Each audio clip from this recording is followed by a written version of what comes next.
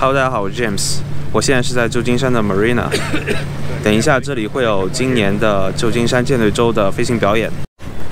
我今天终于有机会把我的 Z7 带出来试拍一下，看它的表现究竟如何，拍一些照片，录一些视频。另外我还带了我的D5。表演马上就要开始了。